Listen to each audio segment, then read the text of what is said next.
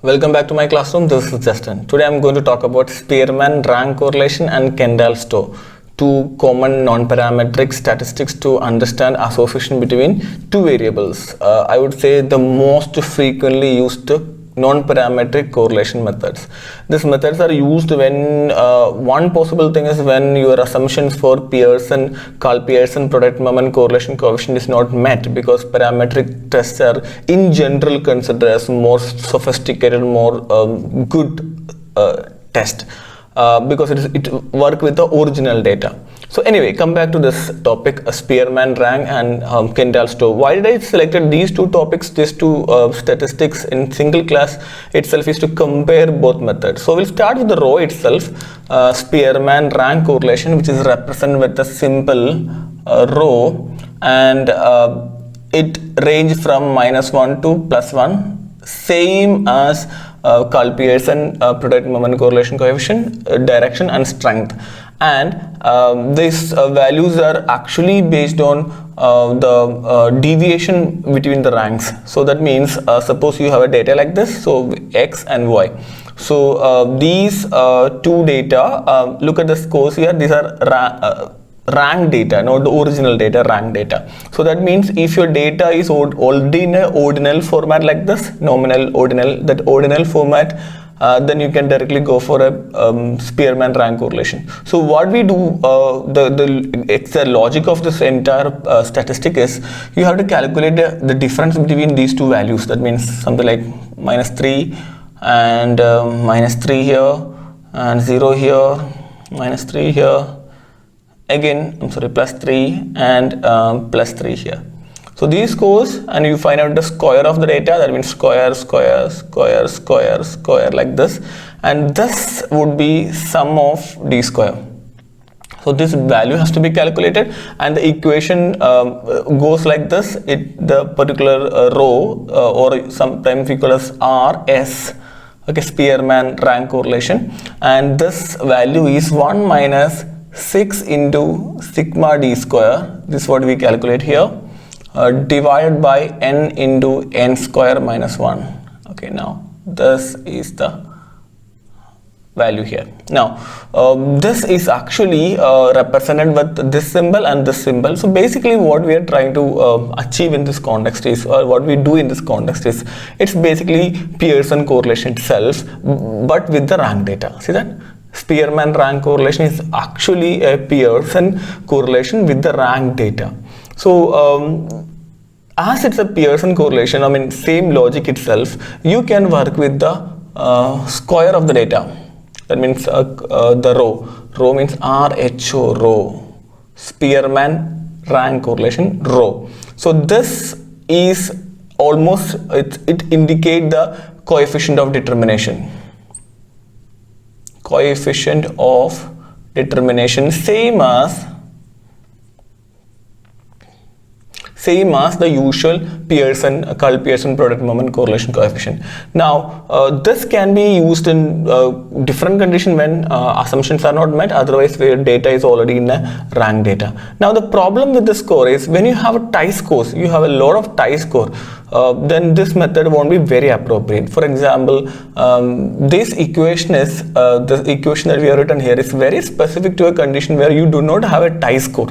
Okay, but when you have very few number of tie score means when you get ranks like this, what if you get two values are same rank, 3 3, that's called as tie score. So you may have multiple tie scores in this condition. So my objective is now to discuss how to calculate these values. So I'm going to explain what is the concept of it. Okay, now if you have more tie score, generally we go for Kendall-Stowe, another method. Okay, otherwise the other benefit of the Kendall-Stowe is even when you have a very small sample size, Kendall-Stowe tend to become more normally distributed. So that means it is a very good measure. And in general, Kendall-Stowe values are little lesser than the RHO row values. Spearman rank is useful in the conditions where you have bigger differences. Okay, bigger differences in terms of rating or ranks. So for example, 1 and 4 is almost exactly opposite of it. 5 and 1 almost exactly opposite of it. So even if all other ranks are same for this one and X and Y, if these two things are having opposite kind of scores, the row will be very sensitive to that kind of changes. See that? So it will be very, very sensitive. Anyway, so in that condition, row, if you are interested to know that bigger difference in terms of rating ranks, then you can definitely go for the Spearman rank correlation. Otherwise, in general, the best method in general, researchers consider as Kendall-Stowe. So Kendall-Stowe is basically Kendall-Stowe. Stowe means T-A-U, like this. Okay.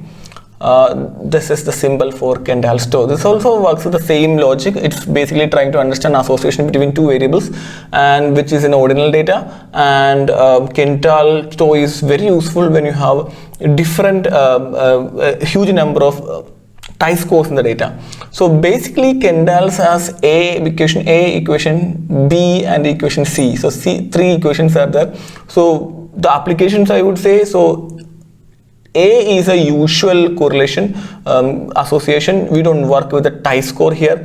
B, we have a chi-score correction is there in the equation B, and equation C is also work with a chi-score, but any kind of data scaling pattern can be used. For example, variable 1 is in a 5-point scale and variable 2 is in a 10-point scale, and you have to handle with the chi-scores. You can go for Kendall C.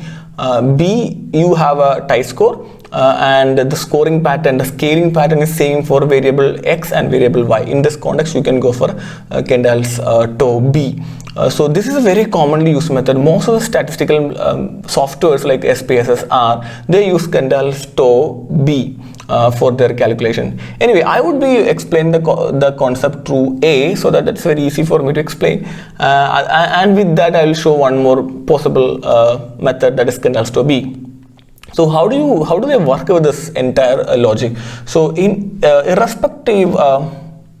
In Kendall-Stowe, you don't work with the deviations like this. Instead, we look at the concordance of the paired data. So it's working with the paired kind of data. So something like, I will find out how many pairs are having concordance with the pattern here, and how many pairs are not concordant, discordant. So C and N. Concordance means, see that one variable I purposefully has written like one variable is increasing in order. Another variable I am going to check along with this pattern, how many of them following concording with the other pattern. For example, I would look at like this.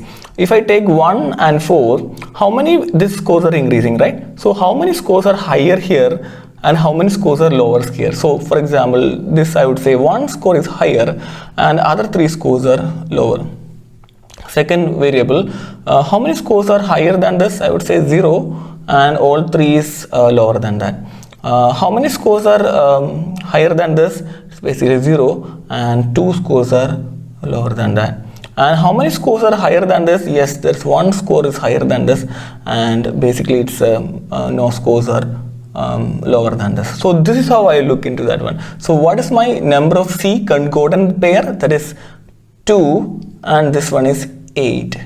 So here I have C and number of C and number of D. So how do we calculate this Kendall-Stowe? So Kendall-Stowe is calculated, it's equation of A, okay? It's basically C minus D divided by C plus D. So this is the equation for Kendall-Stowe A, and this also can be replaced by C minus D. Some textbook has written like this: N into basically n minus 1 divided by 2. This is same as this one because this indicates whole possible number of pairs. This is the usual the triangle kind of pattern, or when you think about all possible number of pairs, so you will get this equation. Or otherwise C plus D is also fine. For in this context, the scores would be something like C is 2 minus 8 divided by 2 plus 8, like that. Okay, so it's minus 6 divided by 10, minus 0.6. This is the Kendall-Stowe answer here. So Kendall-Stowe is a very useful test. There are a lot of benefits. One is, as I said before, it is a very good measure, very strict measure compared to row. Row it tend to be always higher than this one. So some people always prefer row because row scores show bigger effect size, bigger correlation. So if you want to show bigger correlation between the variables, row generally people use, but Kendall is giving relatively better data, and it is based on all the deviations. So some of the problem with this Kendall-Stowe is you cannot consider row Kendall-Stowe square.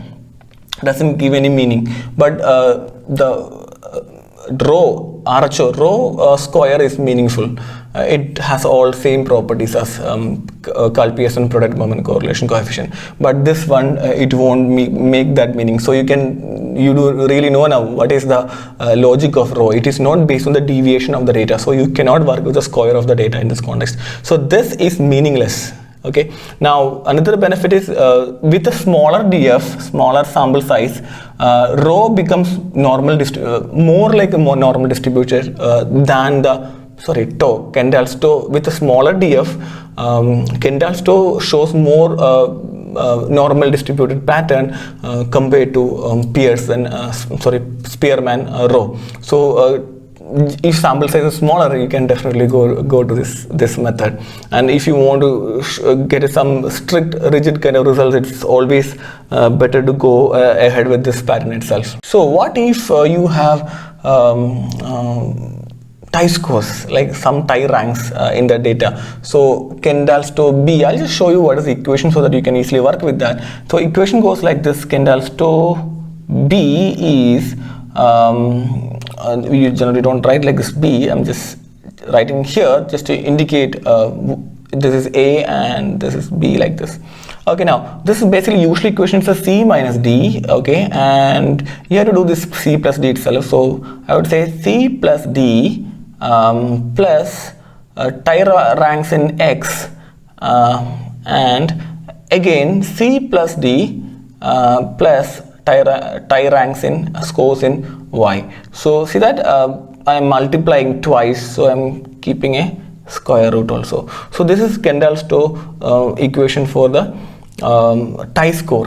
So if you have a tie score and scaling pattern is same, if scaling pattern is different, you have to go for equation C. I'm not going to that one. Okay, now I hope you got a kind of idea what is the difference between row and Kendall-Stowe. Generally, Kendall-Stowe is a very good method to find out association compared to row, but most frequently people prefer row. Now, one reason is row is the equation of row came first, then the equation of Kendall-Stowe developed. So for a longer period, people were actually relying on row itself instead of Kendall-Stowe. I think it's a good time to start working with the Kendall-Stowe as a really good method to like calculate the scores. So most of the time when you calculate scores, when you find out a correlation, you know that you get a lot of tie scores, and always better to go to Kendall-Stowe. So anyway, so how do you find out the significance of it? Because you have calculated row value here and you have calculated tau values here. So how do we really check with that? Row is following the pattern of Spearman itself. So you can calculate a T value to check the significance of it based on the usual equation itself, that is R, the row value itself, into root of n minus 2, that's the degree of freedom of it, divided by root of 1 minus row square. This is a fundamental equation for every kind of Pearson correlation. So this can be used, it is meaningful. But when it comes to the tau scores, this equation cannot be used. Instead, there's a little complicated equation. One thing, you don't go for T in that context, generally you go for a Z score. So why do we generally go for a Z score in this context? But tau score easily make the normal distribution than the the row scores or the Pearson scores. So Z value is basically, this equation is a little tough. The equation goes like this: 3 into the tau score and the root upper part is it's basically n into n minus 1, this part, divided by n into n minus 1 divided by root of 2 into 2n minus 5. and you can find out the significance of the tau value based on this particular equation. I'm sorry, I missed a part here. You need to have a square root here. Okay, now all fine. Yeah, that's it. I guess you got a pretty good idea about what is the difference between Spearman-Rho and Kendall-Stowe. Very useful statistical methods in research. Bye for my classroom. See you in the next class.